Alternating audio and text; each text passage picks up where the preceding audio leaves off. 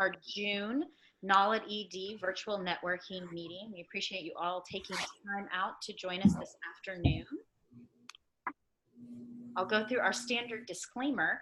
This presentation was produced under U.S. Department of Education contract number ED-ESE 15A0015/0006 with Synergy Enterprises, Inc. The views expressed herein do not necessarily represent the positions or policies of the U.S. Department of Education. No official endorsement by the U.S. Department of Education of any product, commodity, service, or enterprise mentioned herein is intended or should be inferred.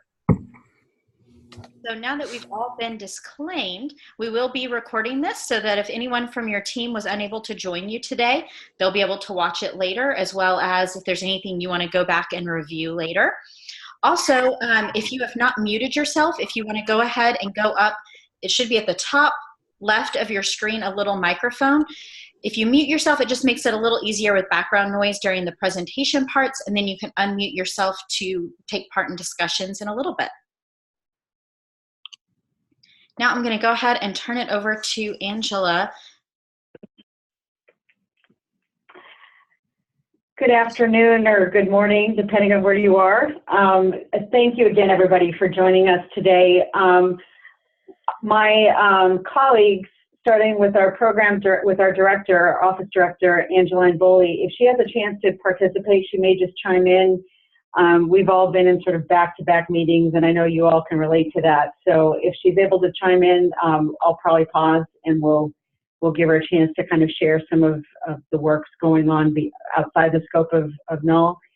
And then my colleague, Kimberly Smith, one of her primary functions is supporting Title VI, our formula program, so she may or may not join us today as well. It will be primarily me working with our Synergy contract staff. So again, I want to welcome everybody. And I'm sorry, I can't recall, Sarah, if we have an opportunity or a slide that asks folks to introduce themselves, but I want to make sure I'm aware of who's on the line. Absolutely. Yeah, and we'll actually do a little share right now.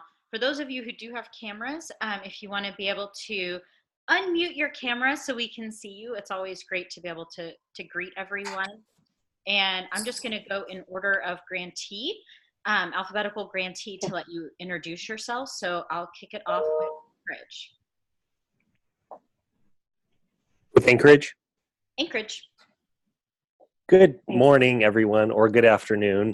I'm Brandon Locke with the Anchorage School District. I'm the Director of World Language and Immersion Programs here and the Program Director for our UPIC Immersion Program that just completed its very first year of kindergarten.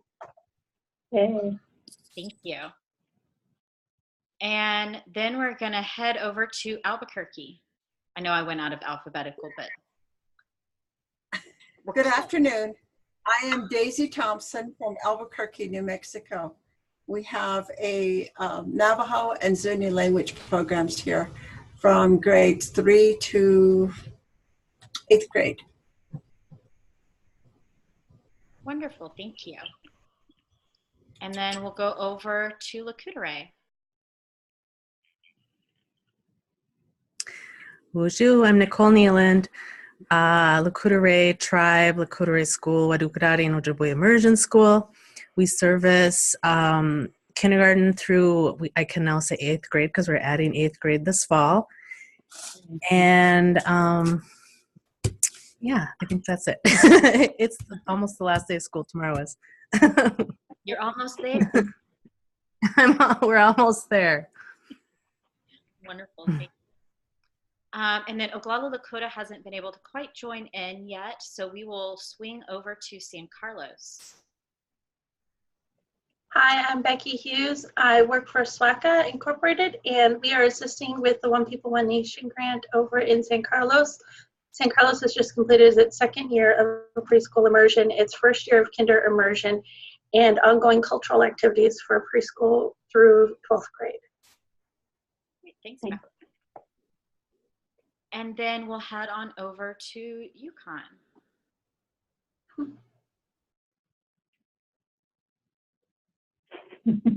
And Christy, if you want to kick off, I think Susan's lost her voice. Okay, my name is Christy Burns, and I am the State and Federal Program Coordinator I will leave all of the details to Susan. Hi, I'm Susan Paskvan, and this is Holly Wofford. We're the Native Language Program at Yukon-Koyukuk School District.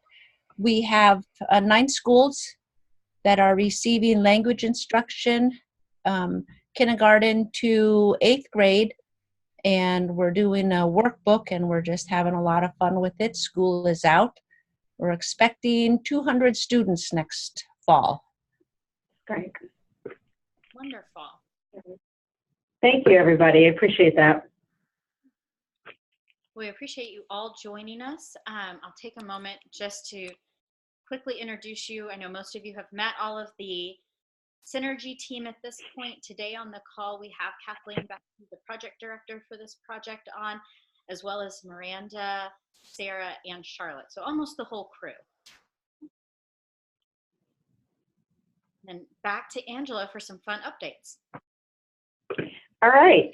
So we will get into some of the performance stuff in a minute, but I want to talk about and share some good news and some exciting plans that we're in the process of developing. And I'm really glad I caught all of you because I wanted to be able to give you this heads up before. I know some of you, I hope, will have some time off since the school year is either already wrapped up or wrapping up. I'm not sure how many of you on the call today have been part or participated in any manner in the Native Language Summit that has been held in years past and hosted. Is typically, we have sort of a revolving hosting responsibility at the department that we share with BIE and a couple of our other partners across the federal agencies. And this year, the event, the Native Language Summit, which is an annual event, will take place just before the beginning of NIEA's annual convention in Minneapolis, Minnesota. That convention, as you might be aware, runs from October 9 to 12. The Native Language Summit that we are co-hosting with our federal partners will take place on October 8th. And that is really a showcasing where each of our agencies provides an opportunity to panel and showcase and have networking opportunities across a number of Native American language revitalization programs. NAL is certainly among those. And I know, for example, I want to say, Nicole, I believe that Brooke might have already been approached by our colleagues, I think either at HHS or BIE, to be part of that work and be among the presenters. So we're really excited to see that. So there's a lot of synergy, no pun intended, as you can imagine, across our programs because of shared funding streams and whatnot that I know you guys leverage to support this work. So in any case, that full day event is happening on October 8th. Given this unique opportunity, we're looking to capitalize on giving all of you an opportunity to be part of that, to participate in that Native Language Summit, where you'll have exposure to a number of other programs besides the ones that we support through NAL. And so we're inviting you, and we'll talk about what that means when I say inviting you, to be part of that Native Language Summit event on October 8th, which I believe, and I'm sorry, I'm looking up at my calendar, is a Tuesday.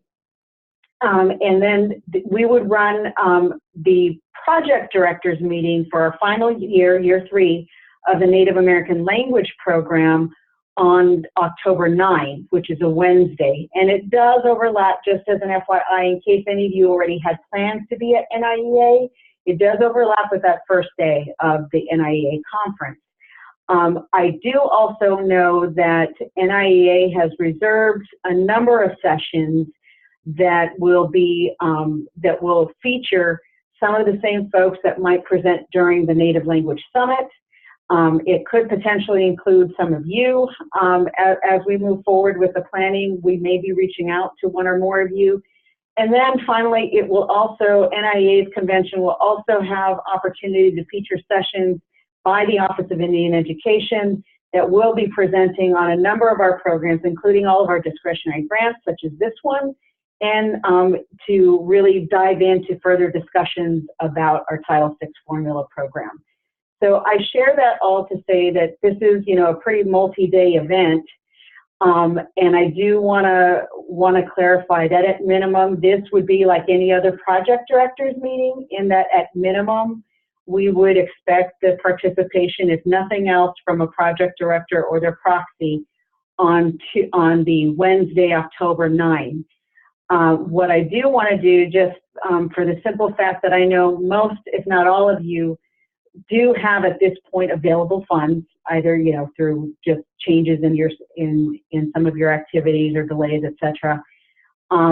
With available funds, I do want to let you know that we would allow you to use grant funds to support the participation and attendance at the Native Language Summit, at our project directors meeting, and provided that you're going to NIEA to attend some of the Native language related sessions, to be able to use funds to support attendance at NIEA's conference.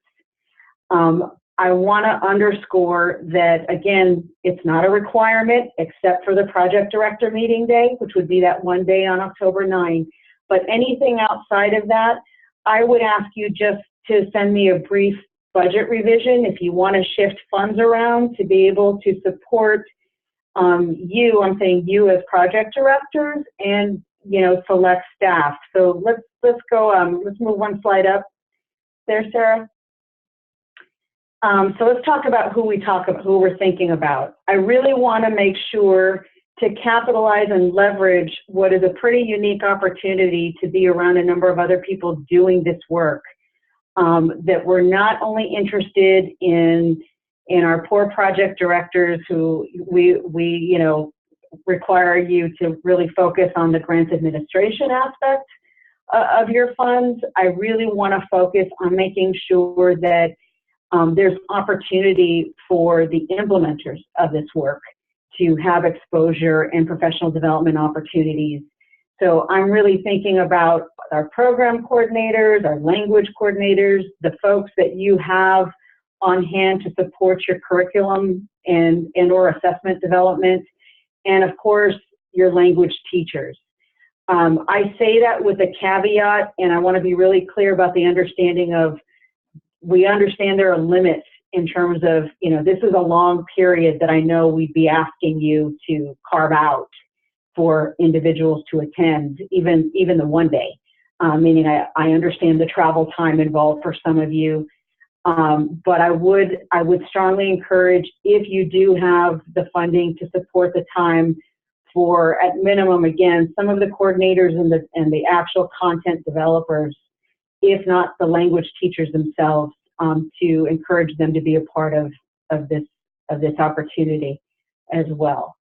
So I'm going to stop there and just see if folks have any questions about this, since we're all here together. Yep. Angela, it's Brandon.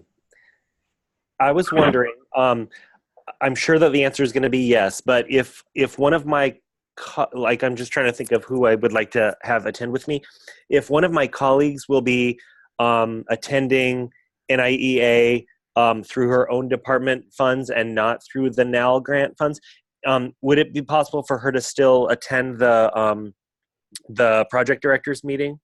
Yes. Okay. Yes, thank you. Absolutely. And I would say the same to all of you. If you have colleagues that might be attending under other, you know, under related efforts or whatever, and to your point, we know that there are a couple of others of you who have applied, for example, to present sessions of your own. So if you're already coming under other funded programs, that's fine. There'll be an opportunity for registration and all that good stuff, both for the Native Language Summit and for the and for our project directors meeting. We'll have a separate registration from the Native Language Summit. And my understanding right now, and this is still sort of in development, folks, so I just ask you to bear with me, My understanding is that right now, my colleagues at some of the other agencies are working to stand up a registration site that I believe will actually be supported by NIEA. Okay. So again, when I have that information about registration, I will certainly share it with you all. I would like to know separately, when you guys kind of think about this, have a chance to marinate and determine what makes sense for you in terms of scope and scale of involvement, I would ask you as project directors to please send me an email and let me know at least what your tentative plans are.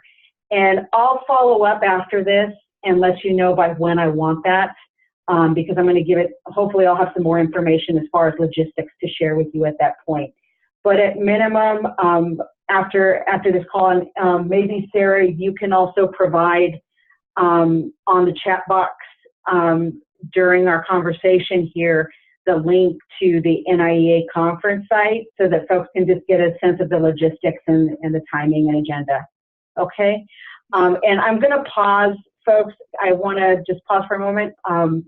My boss, our OIE director, Angeline Bully, has joined us, so I'm going to kind of turn the camera here a bit.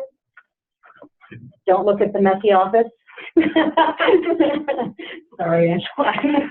I just want to say, Bonjour, Anin, Antoine Bully, Nadishnakat, Makwadoram, Bawating, and Donjuba, Chimagwet. My name is Angeline Bully. I'm Sault Ste. Marie, Chippewa, and I'm the new the director for Office of Indian Ed. I'm here 3 months now. So 3 years, right? Yeah. And I really look forward to meeting with you, engaging with you, and really learning more about your programs, what's going well, what things you need more support on. I'm excited for the opportunity to meet with you. Great. Thank you, Angeline. Thank you. We are very excited to have her here with us, of course, and as we talk through more today, we'll talk about ways in which certainly having permanent leadership is really supporting our efforts, and I'll just again reiterate my thanks to all of you. As you know, our capacity has been pretty limited here in terms of being able to serve you in a timely manner. I'm really grateful to Synergy that provides that support to give you guys the answers that you need in my absence, but I will also say that I'm also looking forward to the fact that Angeline's already put a lot of work in to build our capacity as an office as well. So I just want you to rest assured that we're on the right path to building up our support to be more responsive to you guys as well. So thank you. If you have nothing else to add, I'm going to kind of just keep talking through what our plans as they're emerging. So if we can go back to the slide deck, Sarah. Thank you. So this is our official flyer that's come out about the Native Language Summit specifically. You'll get that from us. And again, some of the logistics data is forthcoming, but as you can see, there'll certainly be workshops that will be concurrent.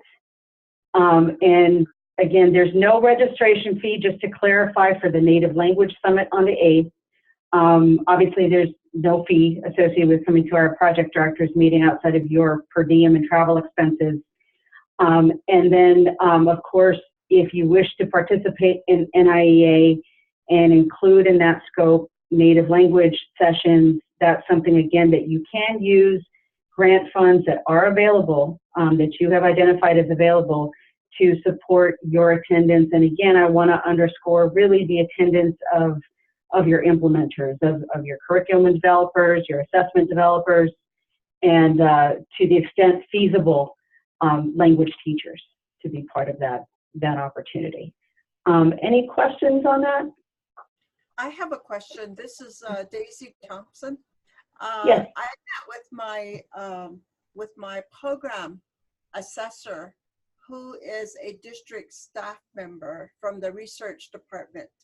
And I talked to her about this, the 1 day prior directors meeting at NIEA, and whether or not if she would be available to attend that meeting with me in October. And she said she would be, and then also possibly to attend some of the language sessions.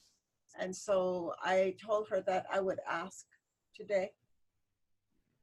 Yeah, that, again, I think I really, frankly, Daisy, defer to you all in terms of who you think the right people are to help you. I mean, I think I see this as you know, there's multiple reasons to send folks, but I think first and foremost is as you guys, you know, enter year 3 with one more year left, you know, who needs to be there to help you, you know, earn the greatest leverage to, you know, get the farthest in terms of your progress towards your objectives in year 3. So if it's leadership, because they can help you move some of the work that needs to be moved forward, great.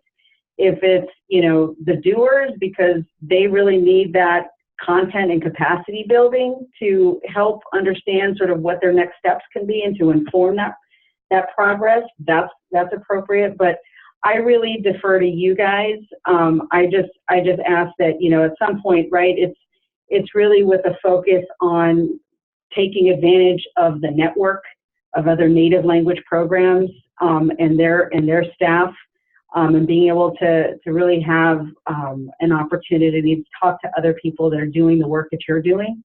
And of course, I want to underscore the access to subject matter experts, you know, that will be there and will be on hand to probably address some of the challenges that you all have had and talk through some of maybe their own lessons learned and some of the evidence-based feedback that they might provide. So, you know, again, I defer to you all wherever you think the best use of your funds can go. Okay? Okay, thank you. Sure. All right. Want to go to the next slide there, Sarah? Yeah, and I'll also note I popped the website for NIEA conference over in the chat box along with information on the early bird registration discounts. Great. Thank you. Sarah, want to take this one? So we just wanted to kind of do a reminder as we head into summer. I know many of you are doing professional development with your team, and so we wanted to kind of make everything a little bit easier for you to access. So all of the webinars and virtual meetings that we've had over the last year, literally from last May until now, are all now in one spot. So you're not having to keep track of those links yourself or those emails with the links. They're all now in the resource database. So you can access the curriculum and assessment webinar that was held last May, the assessment webinar from January, the data-driven decision-making webinar from February, the promising program showcase that we just recently did, as well as just a couple weeks ago when we did the curriculum webinar, and all of these virtual network meetings are all there on the resource database, so you can get the links very easily and share with your team very easily. Also, any of the resources that were given, whether it was links to various materials or actual handouts, are all there with that information as well. So it's kind of one-stop shopping for all of the prior technical assistance resources that you can then access. If any of you need to add additional team members to that resource database, remember you can just shoot me an email with their name and I'll get them added. Otherwise, you can just send that out to those who are already on the database and they'll be able to get to it. It's actually the very last tab. Then we also wanted to just share with you a little snippet, a little highlight snippet from the last Promising Program Showcase. So I'm going to share that now. For those who are beginning in this journey, I think it's very important to reach out to the community because there are different stakeholders involved.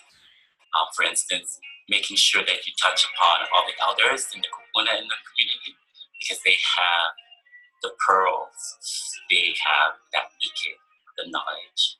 So don't be afraid to reach out. And yes, it's going to be difficult, but I think we all have a goal, and that is to keep our culture intact, the language intact, to keep who we are as people intact. Well, to me, if you're starting a new school, just like I said in the other room or in here, you just get up and do it. So to me, for the other schools to listen to us and just go out and do it. Just go out and think from your heart and pray and say, I'm going to do it. And your language will get out there. And takes one, next year 2, 3, 4. And pretty soon you get a whole group. Like I told you, 3, 6, 12. You keep adding up there. And don't give up. Don't give up. These are for the children. And you look out there for your language, to save your language, to save your country, your tribe, your reservations. Just think how beautiful it is and save it, you know. I listen to other tribe talking Indian, and I just love them. You know? So for programs that are starting an immersion program, my advice would be don't stray off and from your cultural practices and everything that your group is about. Stick to it, and don't let anybody tell you otherwise, because that's your foundation. You know, stick to all the foundational things of your culture. Look for other avenues to become a better school. Seek help, go out and get resources. You might not agree with all of them, but you know, we can take a little bit from everyone and make something really good. Love the kids and show them that, and be proud of your school and your culture, and hopefully that'll rub off on the students, and you'll get a good core foundation going through. I think that's really key, because I think that's what we're doing here, and it's showing right now. Yeah. So this is just one little short snippet of inspiration from the Promising Program Showcase. It also highlighted a number of things about how to incorporate ritual and protocol and culture into your program, and some specific instructional strategies that the various instructors that we met with at the 4 schools found beneficial. And this is, again, just the first of the 2 showcases, but if you haven't had an opportunity to go back and watch that recording, I would really encourage you to do that, and do that with your team over the summer.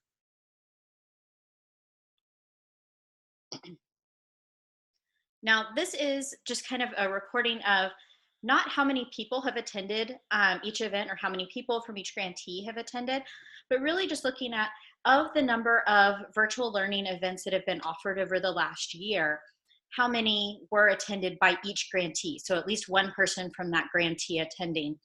And a little gold star for Albuquerque, they are our newest grantee, so they have actually only been around for 6 of the 7 events that we've had in the last year, and they have attended all 6. So Daisy gets her gold star for the day, and it's just as kind of a reminder that these things are put out there for the benefit of the grantees and of those on your team. So really trying to take advantage of those virtual learning events, and for those that you aren't able to attend in person, making sure that you take the time to go back and get that information later. And of course, any of them that you watch later, you're always welcome to send in questions and things, and I can always get those to the presenters and get feedback for you on anything like that. The next piece is looking at some information. Last week, we met with our Technical Assistance Collaborative, and that's that group that we have brought together. We've gotten some feedback from all of you to be able to bring some of the folks onto this team. And it's really individuals from all across the realm of native language education and revitalization who provide feedback on the different things that we do with technical assistance and the different things that we do with NAL ED.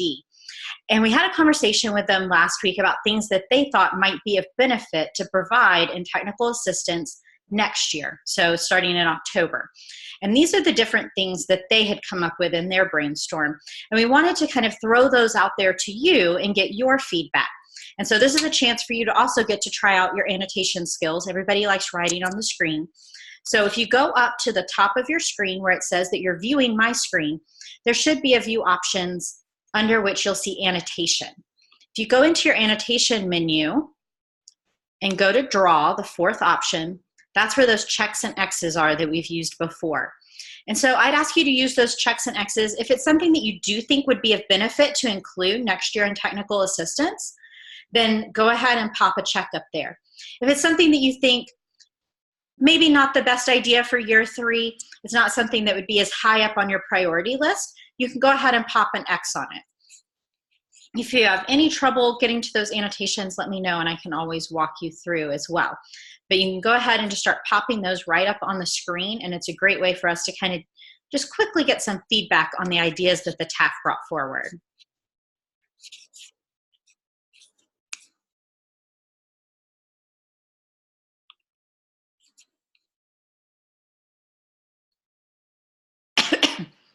Yeah, and I see some are using the hand draw tool. That's totally fine too. We got lots of great ideas from them last week, so we wanted to kind of hone in. And if you're thinking, well, I have some other ideas, because I know I spoke with most of you during your actual on-site visit about what other things you'd like to see in year 3, that'll actually be our next chalkboard of brainstorm. So don't worry, you'll have time to share your thoughts and ideas as well. So I'm going to give you about 10 more seconds on the chalkboard. If you were having trouble getting onto the chalkboard and sharing your ideas that way, feel free to put your input over in the chat box and we'll make sure and record that feedback as well. All right, just going to quickly save our screen so we have this information as we move forward. And it looks like tons of interest around language curriculum, around traditional ecological knowledge, definitely some around thematic unit development, use of technology, some data. So let's move to our next one. I am going to clear the screen, and just a word of warning, when I clear it, all your stuff will go away. Don't worry, it's been recorded. But if I don't clear it, it will show up on our next screen, which is disconcerting when you're trying to brainstorm. So I'm going to go to our next screen. And this is for just your ideas in general. What are those things that you think you or other members on your team would find beneficial to have as part of technical assistance next year? So that could be particular topics. Are there particular experts that you would want to hear from, whether that's a specific person or just a certain genre of person? You know, you'd really like to hear from an expert on using ecological knowledge. You'd really love to hear from an expert on data, whatever those things might be. So we'll take topics, expert ideas, any type of feedback you have, and you can write those right on the screen. And for those who might not have annotated in a bit, it's in that same spot. When you go to annotate, instead of going to draw, you're going to go to text, which is your third option. And if you're thinking, well, my stuff isn't showing up on the screen, you have to actually click out of it, either hit enter or move your cursor, and then it'll show up on the screen. And again, if you're having any trouble with the annotation, you're welcome to put those over in the chat box, and we'll get them added either way. So it looks like something around scope and sequence development for a culturally based curriculum, an expert with language immersion classes. I'm guessing that's around like actual language immersion class strategies, instructional strategies. Language documentation, so making those resources available online. Great. Another for immersion pedagogy, wonderful. Let's see.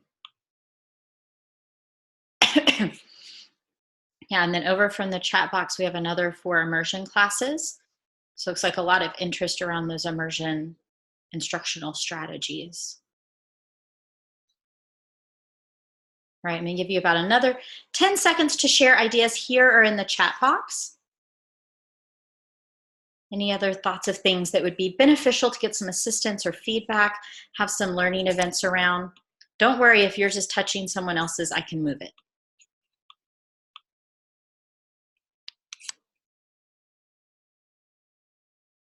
Teaching reading through reading and storytelling. Great. Some around language assessment. Wonderful. I'm going to go ahead and record this screen. But as I'm doing that, as we go through, if you think of other ideas, please pop those over in the chat box. This feedback is extremely helpful, as well as over the next few weeks, particularly as I know many of you are doing so much professional development over the summer. If you think of other ideas, feel free to shoot those to me in email or on our coaching calls. And then I'm going to go ahead and clear this screen as well.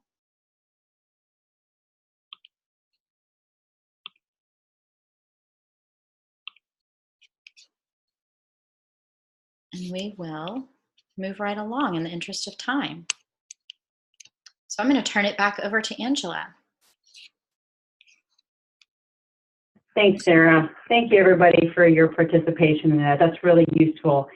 I would add to, and feel free to also provide feedback in the chat box about this. I would also add that we'd be interested in knowing of those items that you called out for next year's TA, if there's anything that you'd be particularly interested in making sure is a subject of conversation either at the Native Language Summit or at our project directors meeting in the fall in particular. So in terms of prioritization and time sensitivity, that would be helpful for you to note as well.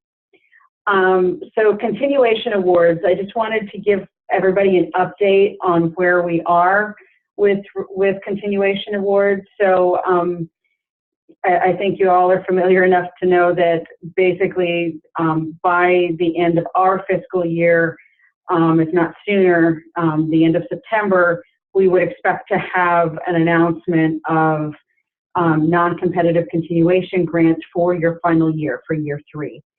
I appreciate the April budget update that you've provided. That's been very helpful. Know that I'm using that data. I'm using the data that I look at in G5, meaning the financial data. And I'm looking, I know some of you, in some cases where I've asked, you've provided some project narrative updates, and that's been very helpful, so I appreciate that. I know I have some pending calls with a couple of folks. And then finally, the last data call I made to inform performance is progress is my recent request for what I call MOUs, or whatever the nature of a partnership agreement is between you and the partners that you're implementing with, to the extent it's relevant to your project. In some cases, in 1 or 2 cases, it might not be, but to the extent it is, that's also helpful for us to be able to make those decisions. So I think, as you know, that whole process of our office making recommendations to the secretary for approval takes some time. So we do expect to wrap up recommendations in this next month and move that forward for review and final approval by the secretary and related offices. So just be aware that that's coming up, and certainly by the time we meet in October, you're going to know what your funds are for year 3. And we can move forward from there. And I think you'll see sort of the similar iteration. I'll just mention once again, as a reminder to folks, that we do expect that you are reporting, you will be reporting your next APR in the spring. We will not be asking you for a fall data report, and we'll get more into those details again by the project directors meeting. That doesn't preclude, obviously, you want to be tracking and collecting your data, your performance data for this year, meaning your pre and post and whatever other related data that you follow for your measures towards your objectives and our GEPRA objectives, or GEPRA measures rather. But just please make sure that you're staying on top of that data. And again, the hopes are that if you have questions or want to address some issues related to that data collection as it relates to this upcoming year, if there's some specifics, I'll just ask you to please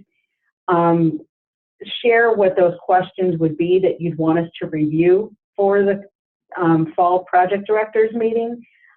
Share them with Sarah or with Kathleen so that we can be prepared to address those questions for you, and preferably all of you as a group so everybody's hearing the same thing. So that would be ideal.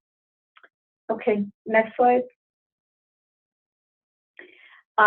So again, no surprises.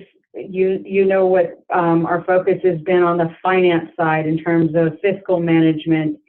And this is, I'm really pleased to say, I'm really happy to see that a lot of folks are following that guidance that comes from the department about a minimum of a quarterly drawdown. That's really helpful. And I do know that and I appreciate so much that many of you, where it might not show here, it might not be illustrated some of the progress in terms of expenditures and drawdowns in this photo, I know, or this graphic, I know that, and I appreciate that many of you have been in touch with me about emergent activity that will be reflected and is not reflected in this graphic. So again, I do appreciate that. That does matter. Sharing and communicating that with our office is really critical because that just-in-time information makes a difference in terms of the recommendations that we'll ultimately make around grants for this final year. Next slide. Sarah, do you want to go over this? Do you want me to review? Happy to talk through this. So we were just kind of reiterating the need around long-term data collection. We know, as we shared in the on-site visits, that you will definitely be doing the long-term data collection for the 4 GEPRA measures. It is still kind of in the works as far as exactly to what extent the other project measures will be part of that long-term data collection, but that is something that I believe we hope to share by the project director meeting. Thank you.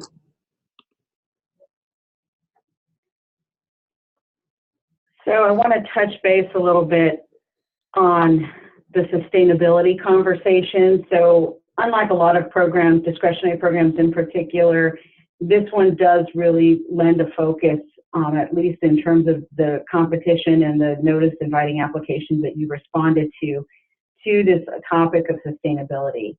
I really want to underscore that I expect that in this coming year, in addition to some of the more content-heavy topics that you've shared with us that you want to cover in this next year, that these topics will certainly be at the forefront in terms of what our office wants to be able to communicate and provide guidance around. And that's as you move forward, really trying to give you exposure and information that will help you to either foster or enhance your partnerships, to look to the requirement that all of you as grantees responded to in terms of the competitive priority and requirement to use Title VI funds to support ongoing implementation of these programs. So we expect to be touching base and having our Title VI staff come in and talk with you about ways to go about ensuring that you're able to do that, to coordinate with your Title VI coordinators if it's not something that you guys do on a regular basis, and to make sure that you're leveraging those and other resources, a number of resources which I know Synergy has collected and identified for you to consider. And I know a number of resources that you guys already do leverage in terms of other federal grant funds, but talking about other opportunities because there's certainly a number of them out there. And the hope is, again, in terms of your participation in October's Native Language Summit, you can hear about even more of those from other colleagues that are outside this grant program. Sarah, is there anything you want to add to that? Nope, that was perfect. That covered it all. Okay, next slide. So again, the good news is we're not asking for a two-parter. I think that's been sort of the norm for everybody in the past of annual performance reporting, of sometimes the performance data not coming in until the fall. We will not be asking you for 2 parts to your APR. We will be asking you next year, meaning this in spring of 2020, to be reporting on the data that you will, the performance data that you will have collected over this year. So again, it'll be, instead of asking you for that performance data from the 2018-19 school year in the fall of 2019, we're going to ask you to report that as part of your 2020 APR. And of course, the narrative, the budget information, et cetera, that you report in that APR may not, exactly align because it's going to be, reflecting really more the 2019-20 activity and budget activity. However, we'll talk more through that process, but again, I want to underscore that the performance report as far as your GEPRA data and project-specific indicators and your measures, that will be something to be reported in spring, and you will not be required to report it twice, once in the fall and once in the spring. Okay? I think we require enough, so we'll give you a little break in the fall. Any questions about that? And again, as that kind of percolates for you all, if questions come up, feel free to send those to me, and I'll do my best to make sure I'm responsive and sharing that information with all of you back. Okay. Next slide. Okay, I'll turn that over to you, Sarah. So we have our annual OMB survey. It is that time again. You did this last year, right about this exact same time. And it is that time again. This is the feedback survey. It gives you an opportunity to reflect and provide feedback on the full year of technical assistance. So it's really asking you to look back and reflect all the way from October 2018, when we did that first round of on-site visits, all the way through the spring up till literally today. And so as soon as we wrap this webinar, you will see that there will be an email from me in your inbox. There will also be emails going out to the rest of your team, anyone who participated in those events, to be able to provide that feedback. It is a pretty short survey. It has 10 questions, but according to the gurus at SurveyMonkey, it will take you approximately 4 minutes at maximum to complete. Write your name on it. It's a quick and easy thing to do. We would ask that you and all of your team complete that by end of day Wednesday, June 12th, so a week from now. Personally, I would suggest if you have a few minutes at the end of the webinar today, go ahead and knock it out and be done with it.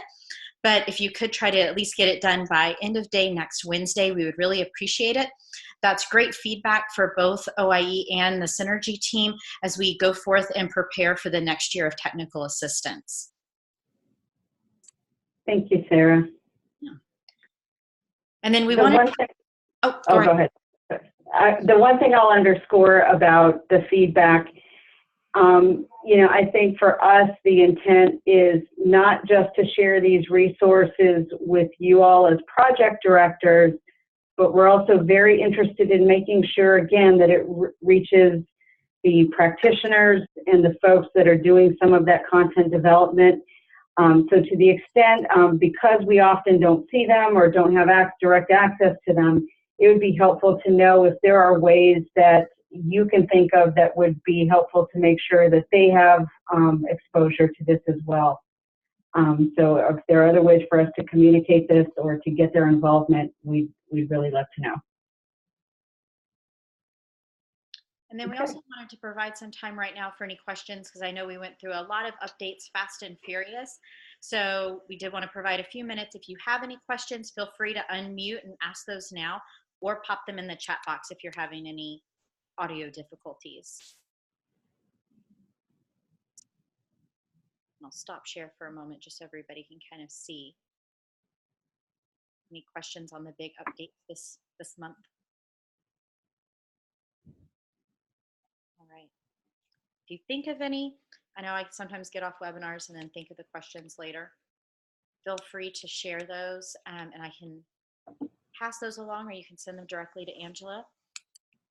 We do have just one more piece right now. Maybe. There we go.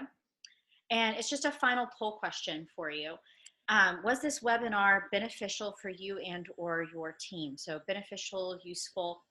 And if you should have a little poll that's popped up where you can do yes for thumbs up, no for thumbs down, just a quick temperature check before we wrap today.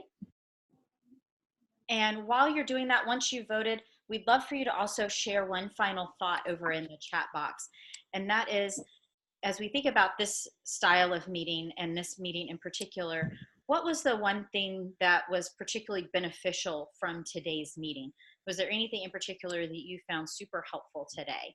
And if you don't mind popping that over in the chat box.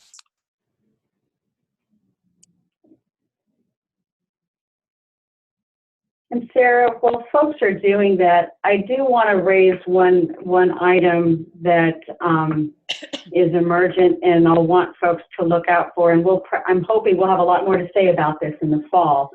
As you know, it's really just a matter of time before the Native American language program has a new proposed set of rules. Meaning when we held that competition for which you guys were awarded in 2017 and 18, that was done with what we call a waiver of rulemaking, meaning we were able to move forward because it was a brand new program. But now before we can hold any new competitions, we have to actually establish final rules for the program, meaning requirements and priorities, etc. So at this point, if you recall, we had a Native American language tribal consultation in April, and I think Angeline was maybe here a couple of weeks before we held that in Michigan. And since that time, we've been in the process of reviewing that feedback, written and those oral comments at the time of tribal consultation. We are drafting those rules, and the expectation is that sometime in the fall, those rules will be published in the Federal Register, proposed rules, for public comment. So when that happens, you can rest assured that you're going to get notification from us. And I strongly, strongly, strongly encourage you to look at those new proposed rules for this program. There are two reasons for that. One is because you guys are, you know, the pioneers of this program, and you really did the initial implementation. There's a lot in there that we hope will reflect your successes and your lessons learned. So we have taken that to heart, what you guys have been, you know, the challenges you guys have encountered, and ways to help mitigate some of those in the future to the extent that rules and guidance can help that. But the second reason is because anytime you see something that's called a notice of proposed priorities, which is what this will be, or a notice of proposed rulemaking, you can rest assured that the proposed rules are likely not going to change really significantly, which then means that what you're looking at is a blueprint for what will become the next NAL grant competition, provided we get funds appropriated by Congress in 2020. So this time next year, we would expect to be holding a competition, provided we get funds from Congress to do so. And so when you see those proposed rules, that future competition will look a lot like what you're seeing in those proposed rules. So again, I encourage you to look at those. I encourage you to provide feedback if you see any reason for concern. But also know that, you know, I think I was really pleased, and we had really good showing from the field and from the public at tribal consultation and tribal representatives that really gave some very helpful substantive feedback that I think will be incorporated into that. So we've taken heed, and I hope to see that reflected. But again, you know, not everybody was there, so you looking at it, sharing it with colleagues who have a vested interest is really helpful. So I just want to throw that out there for you guys to keep in mind. Okay. And Angela, we actually have two chat box questions. One, okay. Whether an email would be sent out with the link to the proposed rules. So yes, when that's ready, that'll go out. Yeah, so OIE has a large-scale email list that's maintained by one of our logistics contractors. So you will probably get it two ways. One is through that large email list where we send out major notifications like this being published in the Federal Register. And I will be sending something out probably through G5. To both you and that you, meaning the project directors on record and the certifying official on record for your respective grants. Great. And then the other question was regarding what data would be reported in that spring 2020 APR. They were asking if it was going to be just the school year 18-19, so just program year 2, or if it would also include fall 2019 data. Meaning the pre-test, whatnot, information. I will tell you now, I'm not sure. I'm not going to provide a final decision on that right now, but you will have some final guidance come project directors meeting. I'll just go ahead and throw this out there. If you feel strongly one way or the other about including it or not, grantees, I'd really like to hear why or why not, because that can help us make decisions here on our end that will make sense to you and will help you facilitate that data collection and reporting process. So if there's something about that you feel is relevant, I'd love to hear. Okay. Anything else? Those are the only 2 chat box questions currently. Okay. Sarah, I just added one. Oh, perfect. Sorry. Let me. So it's okay. Angela, my district's chief academic officer, who is our official signer, is retiring, and through some restructuring, that position is changing. So can I just send you an email with the new person's name? So this is a little ironic, but typically one of 2 things can happen depending on who that person is. Usually there's other certifying officials, right? So whether it's the superintendent or the CFO, they can put that letter on letterhead, sign a letter saying, please designate this person now. Got it. Okay. I just need that complete contact info in that letter. I don't need a resume for that. I do if you do a project director change. Yeah. But not for the certifying officials. Just send me that on letterhead, signed PDF, and that change will be reflected. Perfect. Thanks. Okay. And then I've also popped over, if you don't want to wait for the email, that's even better. I've popped the OMB survey link over into the chat box. So if you want to kind of be Johnny on the spot and go ahead and complete that, the link is at the ready for you. And then it'll also go out in the big group email to everyone immediately after the webinar, but just for your convenience. If you have any other questions, we're happy to answer those. Or if you have any other feedback regarding technical assistance for year 3, things you'd like to see at the PD meeting or the NAL summit, or any other feedback, feel free to stay on and chat about that or pop that in the chat box.